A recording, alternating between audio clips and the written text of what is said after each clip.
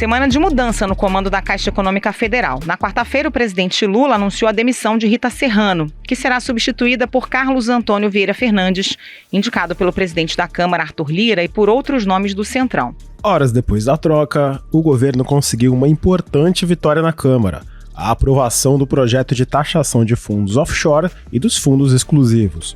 O texto contou com o apoio de 70% das bancadas do Republicanos e do PP, partido de Arthur Lira. São medidas que geram receita, mas medidas que trazem justiça, é importante se dizer isso. O que nós fizemos aqui é criar uma justiça entre aqueles que pagam o tributo, como a grande parte dos investidores do Brasil, e aqueles que tinham esse benefício de diferir eternamente o imposto que os demais pagavam. O projeto é considerado crucial para a equipe econômica, que busca formas de aumentar a arrecadação e zerar o déficit nas contas públicas no ano que vem. Ao mesmo tempo, a forma como o texto foi aprovado mostrou que a fome do Centrão por cargos está longe do fim. O Ao Ponto dessa sexta-feira discute a troca no comando da Caixa e como os cargos no governo federal estão sendo uma ferramenta imprescindível para destravar a pauta econômica no Congresso. Hoje a gente conversa com Álvaro Gribel e Sérgio Roxo, da sucursal do Globo em Brasília, que trazem os bastidores das mudanças e falam dos projetos econômicos que ainda precisam ser votados em plenário. Eu sou Carolina Moran. Eu sou o Felipe Barini. O Ao Ponto de 27 de outubro de 2023 começa agora. Vem com a gente.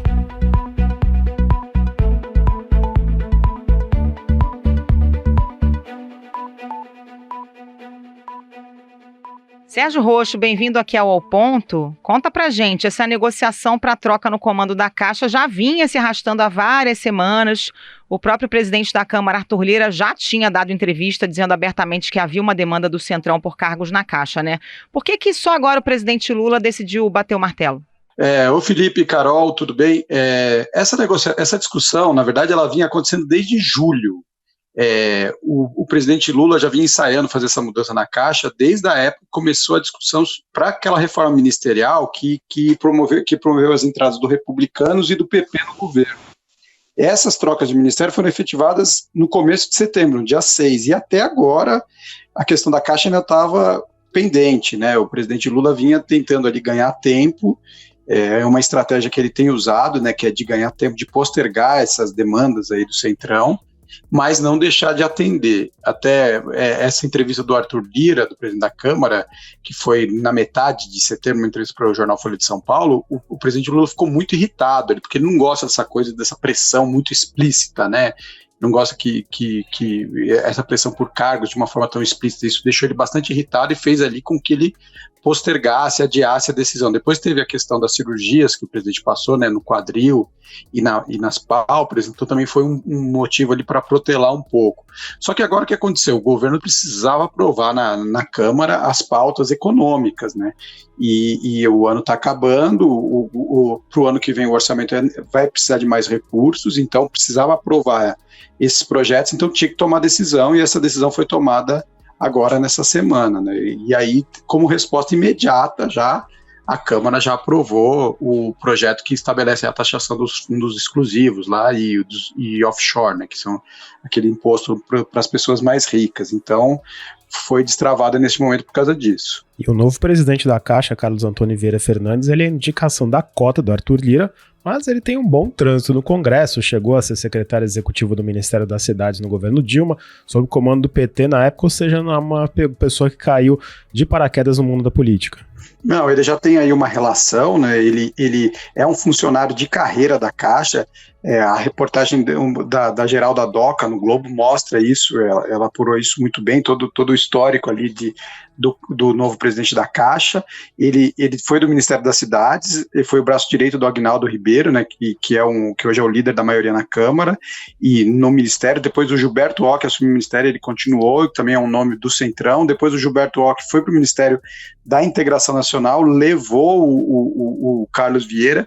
Então, assim, ele tem um trânsito bom, e nesses ministérios, ele teve aí bastante contato, fez um trabalho ali de liberação de recursos, atendendo aí pleitos de deputados. Então ele acabou se mostrando ali muito efetivo nisso, na visão do Centrão, E aí também ele também presidiu o FUNCEF, que é o Fundo de Pensão dos Funcionários da Caixa, já no governo do Temer, né? Então ele acabou construindo aí um passado de atuações na área pública, em ministérios, que o credenciaram aí para fazer ali na Caixa o que o Centrão espera, né, que é dar permitir esses contatos políticos e atender esses pleitos aí do mundo político dos partidos, dos deputados que têm interesse em liberação de recursos, né. Ô Rocha, falando em liberação de recursos, por que a Caixa é tão cobiçada a ponto de fazer o Centrão paralisar a agenda do Congresso como forma de pressão aí por cargos e ocupação na diretoria do banco? Tem gente que considera a Caixa mais importante que muitos ministérios, né? Porque a Caixa tem atuação em todo o território nacional, administra o Fundo de Garantia, né, o FGTS, e ela executa as operações financeiras de programa como Minha Casa Minha Vida, que só para o ano que vem tem uma previsão de orçamento de 13,7 bilhões de reais. O banco ali, o banco permite atendimento direto aí a ponta, né, para a população, né, atendimento na ponta, entregas, também faz intermediação de crédito para projetos de infraestrutura dos estados e dos municípios, e intermediação de repasse de obras, inclusive do PAC. Então, assim, ter ali o controle da Caixa é muito importante para os deputados, para os parlamentares, porque eles podem atender aí as suas bases, atender os prefeitos de cidades onde eles têm base eleitoral. Fica sendo uma grande ferramenta ali nessa forma de fazer política nesses atendimentos. E o Centrão já disse que quer a Caixa de porteira fechada, né? Ou seja, o apetite não deve parar por aí. A Caixa tem 12 vice-presidências, e o Arthur Lira até já falou isso publicamente, que no acordo que ele indicaria as 12. Isso ainda não está exatamente definido. Tem uma das vice-presidências que é ocupada pela Inês Magalhães, é a vice-presidência de habitação, que justamente cuida do Minha Casa Minha Vida. O Planalto estava tentando manter pelo menos a Inês entre essas 12 vice-presidências, mas assim, já se sabe que a maioria das vice-presidências vão ser realmente indicadas pelo Centrão, e aí o Arthur Lira quer fazer ali uma composição que permita vários partidos, Republicano, PP, União Brasil, cada um vai indicar ali os postos, vai fazer uma grande composição ali para preencher essas vagas. Resta saber realmente essa vice-presidência que é considerada pelo Planalto como estratégica, e a Inês é uma pessoa vinculada ao PT, né? Então ela está ali por causa disso.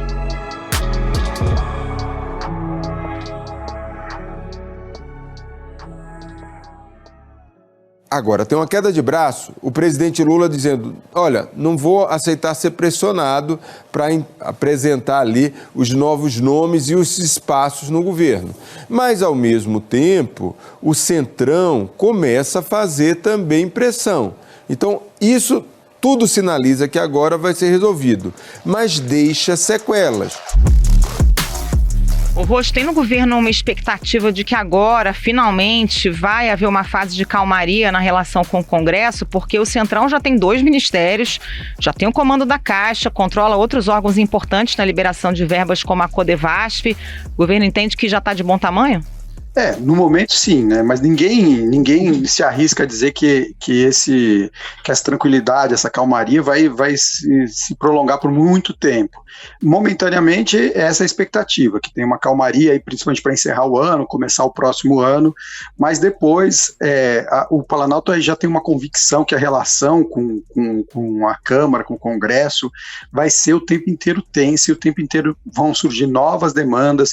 Toda vez que o governo quiser aprovar um projeto que for mais duro, mais difícil, que mexer com mais interesses, vai ter que negociar, talvez vai ter que ceder mais alguma coisa. Então, assim, a expectativa é que ao longo do governo a relação seja o tempo inteiro de negociação, as negociações surgem, novas demandas, e aí também se explica um pouco essa postura do Lula de postergar a decisão, postergar a entrega da Caixa. Apesar disso, na cabeça dele, pelo que falam os aliados, já estava definido há muito tempo, porque eles entendem o seguinte, que vão surgir novas demandas, então se você entrega agora, começa a correr o prazo para eles já apresentarem uma demanda nova lá na frente. Então, você demora, você vai adiando tudo, e daqui a pouco os anos vão passando e o governo vai andando, e você não tem que entregar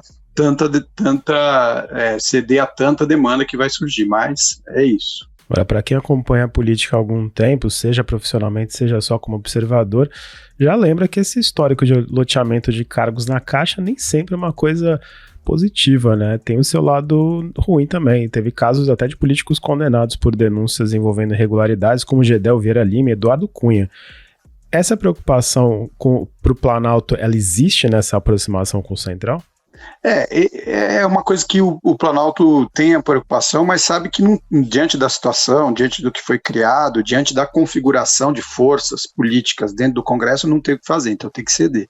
Agora, a gente tem esse histórico mesmo, né? Você citou o Gedel Vieira Lima, que foi vice-presidente da Caixa, no governo da Dilma, né, ocupou uma vice-presidência, e depois teve aquela imagem, né, que todo mundo lembra, que uma operação da PF que estava apurando justamente desvios na Caixa, eles encontraram num apartamento lá em Salvador, 51 milhões de reais em malas de dinheiro. Acho que as pessoas se recordam bem, essa imagem ficou muito marcante, isso foi no ano de 2017. Se eu não me engano, levou acho que umas 7 horas para contar, com uma força-tarefa para contar na época. A quantia estava em 8 malas e 6 caixas num apartamento num bairro nobre de Salvador. O apartamento fica no segundo andar deste prédio aqui. Ninguém morava no imóvel e, segundo os vizinhos, não havia muito movimento no local. O apartamento 201 pertence a Silvio Silveira, que seria amigo do ex-ministro Gedel Vieira Lima. Segundo os investigadores, Gedel teria pedido o imóvel emprestado para guardar pertences do pai, já falecido. Só que é bom lembrar, claro, que o Gedel foi absolvido pelo Supremo do crime de integrar uma organização criminosa nesse caso, e ele nega essas irregularidades. É bom deixar isso claro, que não tem uma condenação definitiva por causa disso, mas teve esse episódio. Agora, também teve outros casos na Caixa, né? Teve uma operação da Polícia Federal em 2016, que era justamente por causa de desvio de recursos, uma operação da PF, chamava Greenfield, também atuou em cima disso, e teve também, e é bom a gente lembrar aí, não era um caso por causa de loteamento, mas também teve o caso do ex-presidente da Caixa, o Pedro Guimarães, que foi já na gestão Bolsonaro, que ele foi afastado aí depois de ser denunciado por algumas mulheres por assédio sexual, né? Então a Caixa tem um histórico aí nos últimos anos um pouco complicado. O Rocha, tem também alguma preocupação no governo com essa desidratação da participação das mulheres no primeiro escalão, que foi uma promessa do Lula, né, um compromisso que ele assumiu de ter participação feminina? Já é a terceira mulher substituída por homens do Centrão desde o início do governo, né, depois da Daniela Carneiro e da Ana Moser, agora a Rita Serrano da Caixa. Um foco de insatisfação com isso está ali dentro do próprio Palácio da Alvorada, né, que é a primeira-dama Rosângela da Silva Janja. Ela é uma pessoa que atua, que milita aí por uma maior participação das mulheres, é uma bandeira que ela empunha, ela defende isso, então a insatisfação começa no próprio Palácio da Alvorada. O presidente, na campanha do ano passado, como você lembrou, ele empunhou essa bandeira também, defendeu que as mulheres tinham que ter maior participação, mas agora a gente já está vendo o terceiro caso de mulher que é retirada de um posto justamente para atender demandas dos partidos da base, dos partidos do Centrão. Primeiro foi a Daniela Carneiro, né, no Ministério do Turismo, em julho, que saiu para a entrada do Celso Sabino, né, um pedido do União Brasil. Em setembro teve a Ana Moser, que era ministra do Esporte, uma atleta reconhecida, né, medalhista olímpica, e ela foi substituída pelo André Fufuca do PP, também isso naquele movimento para acomodar o PP e os republicanos dentro do governo. Então, o governo vai estar lidando com isso, sabe que isso tem um desgaste. Agora, o presidente Lula também, até quando a questão não é agradar os partidos aliados também, como a gente vê agora na indicação do ministro do Supremo, que vai substituir a Rosa Weber, os dois nomes cotados são homens, né? Então, assim, o Supremo que tem apenas uma mulher, que tem hoje apenas uma mulher, que é a Carmen Lúcia, vai continuar com apenas uma mulher, aparentemente, porque o presidente está entre o Jorge Messias, que é o ministro da Advocacia Geral da União, e o Flávio Dino, que é o ministro da Justiça. Então, tem aí uma contradição entre o que foi prometido na campanha e o que foi falado e o que a gente está vendo na prática agora.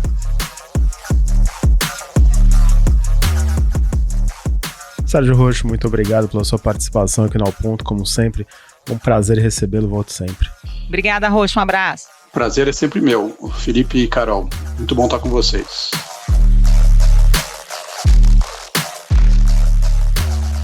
Os deputados aprovaram a proposta por 323 votos favoráveis a 119 contrários. Agora o texto vai para a análise dos senadores. Esse projeto é fundamental para a equipe econômica, que busca formas de aumentar a arrecadação em 2024 e zerar o déficit nas contas públicas. Por isso, nas últimas semanas, o ministro da Fazenda, Fernando Haddad, entrou pessoalmente nas negociações do texto com o relator Pedro Paulo, do PSD. Álvaro Gribel, bem-vindo ao Ponto, como sempre.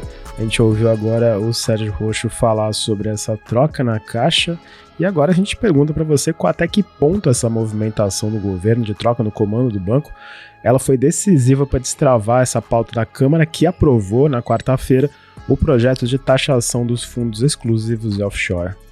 Oi, Felipe, obrigado pelo convite, obrigado, Carol. Olha, eu acho que foi muito decisivo. Até se você for fazer uma análise do tempo, né, entre o anúncio da troca na Caixa e o período em que esse projeto foi pautado para ser votado ontem, foi assim, coisas de talvez 1 hora, talvez até menos, né? E ontem no Congresso eu acompanhei essa votação e a conversa ali do cafezinho, dos bastidores, a gente conversava com os líderes e com os deputados e eles admitiam, assim, falavam de forma reservada que realmente assim, fez toda a diferença. Teve até um deputado que falou assim, bom, votou ou não votou, né, perguntado sobre a Caixa. Ele respondeu fazendo essa outra pergunta de que já tinha sido votado, já tinha sido aprovado. Então, realmente, acho que a Caixa estava com essa pendência das negociações e isso daí realmente foi decisivo para que a pauta econômica voltasse a andar. Álvaro, explica pra gente do que se trata esse projeto de taxação dos fundos e por que ele era tão importante para o Ministério da Fazenda. Primeiro entender assim, que o arcabouço fiscal que o governo mandou para o Congresso e que já foi aprovado, ele depende muito de um aumento de arrecadação para o governo conseguir entregar a meta que ele se comprometeu, né, que é de zerar o déficit primário no ano que vem. Então, para isso, ele precisa aprovar uma série de projetos que façam com que as receitas aumentem no ano que vem.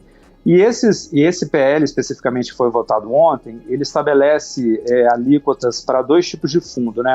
Um chamado dos fundos offshore, que são fundos no exterior, que hoje eles só pagam quando o dinheiro é repatriado para o Brasil, e o outro é o chamado dos fundos exclusivos, que são fundos de pessoas muito ricas e que só pagam quando resgatam esse dinheiro. Então, o governo ele estabeleceu uma alíquota comum, né? O Congresso estabeleceu uma alíquota comum de 15%, e também um chamado regime come-cotas, né? Que é de 6 em 6 meses você vai lá olhar qual foi o rendimento desses fundos e vai fazer uma tributação em cima disso. Então, com esse projeto, o governo prevê arrecadar 20 bilhões no ano que vem. Então, ele compõe uma cesta de medidas, né, que está sendo enviada para o Congresso pontualmente, você vai ter as negociações ali pontuais, para que a equipe econômica, pelas contas da equipe econômica, consiga entregar esse resultado aí de zerar o déficit em 2024. Agora, pela proposta inicial do governo, a de taxação progressiva, ela poderia chegar até 22,5% para ganhos acima de R$50 mil, mas o texto final estabeleceu uma alíquota de 15%. Como que isso deve afetar a previsão de arrecadação? Então, tanto a equipe econômica, eu conversei ontem com integrantes da equipe econômica, quanto o relator na Câmara, o deputado Pedro Paulo, eles estão dizendo que o projeto ele ficou mais ou menos equilibrado, porque o que estava acontecendo? O fundo offshore estava com uma alíquota de 15% e o fundo exclusivo estava com essa alíquota de 22,5% acima de 50 mil, só que a maior parte dos investimentos já tem esse rendimento acima de 50 mil. Então os deputados estavam reclamando, olha, tem 2 fundos, um está sendo mais tributado que o outro, então vamos igualar, botar as duas em 15%. E aí o que eles fizeram? Existe no fundo offshore, esse do exterior, existe um rendimento que ele foi acumulado ao longo dos anos e que não foi pago. Então o que o governo está falando? Olha, todo esse estoque de rendimentos, digamos assim, eu te dou um desconto, e você me paga esse dinheiro para você se regularizar, né? Você me paga, eu vou pegar todo o teu rendimento, você me paga isso daí, e eu mantenho essa alíquota de 15% a partir do ano que vem para começar a tributar o fluxo, né? O que vai vir daqui para frente. O Ministério da Fazenda tinha enviado uma proposta de tributar esse rendimento acumulado em 10%, e a Câmara tinha reduzido para 6%, e agora o relator colocou em 8%. Então, o que eles estão dizendo? Quando você sobe de 6% para 8%, e você abaixa a alíquota, no fim das contas as duas coisas vão se equilibrar. Então, tanto o deputado Pedro Paulo quanto integrantes da equipe econômica estão mantendo a mesma projeção de 20 bilhões no ano que vem. Então, pelo menos na versão oficial, essa mudança no projeto não vai alterar a estimativa de arrecadação para 2024.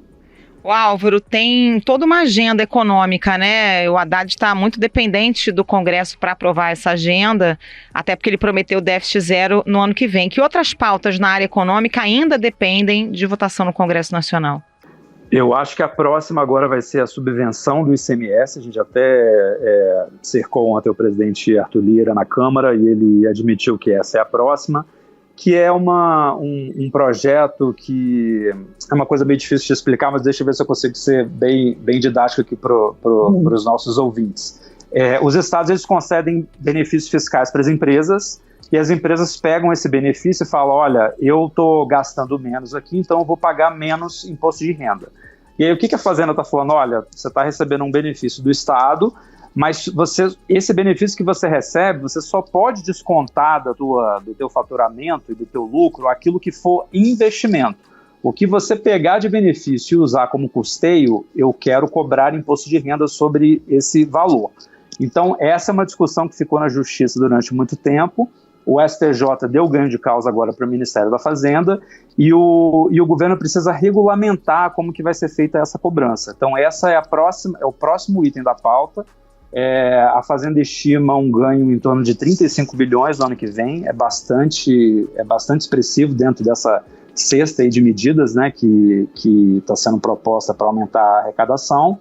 E um outro projeto, que esse está num tema ainda mais inicial de debates, é o que mexe com juros sobre capital próprio. Assim, só para resumir, para não entrar muito em parte técnica, as empresas, os acionistas de empresas botam dinheiro nas empresas, as empresas têm lucro, devolvem esse dinheiro para os acionistas e com isso eles pagam menos imposto de renda. O governo quer mexer um pouco nisso para também aumentar a tributação. Não vou entrar muito nos detalhes, que é para não cansar nossos ouvintes. Que isso, não, eu não canso o ouvinte, não. Inclusive, eu queria terminar o episódio com uma pergunta daquela simples, como a gente sempre gosta de terminar ao ponto. Agora, nesse momento, final de outubro, essa meta do déficit zero ano que vem, ela parece factível? Tem duas visões diferentes, né? Quando a gente vai lá no Ministério da Fazenda, conversa com secretários e pessoas ali próximas, todos são muito convictos de que eles vão cumprir a meta. Eles falam que existem outras medidas de arrecadação que já estão engatilhadas e que vão poder ser acionadas para compor esse aumento de receitas no ano que vem. Porém, quando a gente vai conversar com economistas do mercado financeiro, o mercado está bastante cético. Agora, o mais importante disso, cumprindo ou não cumprindo a meta, o importante é manter a meta. Isso aí todo mundo fala. Por quê? Porque o arcabouço fiscal ele tem gatilhos que são acionados automaticamente quando o governo não cumpre a meta. Então, se o Ministério da Fazenda falar, minha meta ano que vem continua sendo zero, e o governo não cumprir a meta, em 2025, você automaticamente aciona gatilhos que fazem com que a despesa cresça menos no ano seguinte. Então, o que o mercado financeiro está falando? Olha, na média, o mercado acha que o governo vai ter um déficit no ano que vem em torno de 0,7% do PIB. Isso é o que está no preço, né, digamos assim. Então, o que o mercado fala? Bom, eu não me importo que o governo tenha esse déficit de 0,7%, isso aqui eu já estou precificando, né, já está mais ou menos no preço do dólar, da curva de juros, só que eu quero ver se o governo vai, de fato, manter essa meta em zero, porque eu quero ver esses gatilhos serem acionados. Então, o ano que vem vai ser meio que a prova dos 9 do arcabouço já no primeiro ano. Se o governo mudar a meta, é como se ele estivesse jogando a toalha do arcabouço. Olha, eu criei uma regra em 2023, mas em 2024 eu já estou mudando a regra porque eu não quero que os gatilhos sejam acionados. Então, o que a gente vai ter que monitorar daqui para frente, além do cumprimento da meta, é se o Ministério da Fazenda vai suportar a pressão que vai vir, principalmente no ano que vem, para que essa meta seja alterada. Então, assim, a prova dos 9 é agora, se a meta vai ser alterada ou não. Eu estou aqui na torcida para que a meta seja mantida, para que o arcabouço fiscal se fortaleça e que, eventualmente, os gatilhos sejam acionados em 2025. Então, acho que isso é mais importante até do que cumprir a meta em si.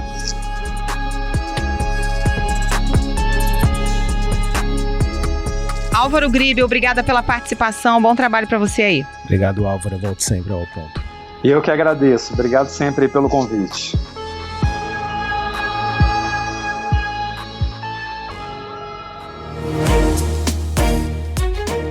Esse foi o Ao Ponto de hoje, o podcast diário da redação do Globo. Nessa conversa a gente conta com a participação de toda a equipe do jornal, as mesmas pessoas que levam até você informação e análise de qualidade todos os dias. Quer saber mais? Assine o Globo. Acesse assineoglobo.com.br e confira todas as notícias e reportagens especiais. A produção desse episódio foi de Thaisa Rios, a edição de João Guilherme Lacerda. Até mais. Até mais.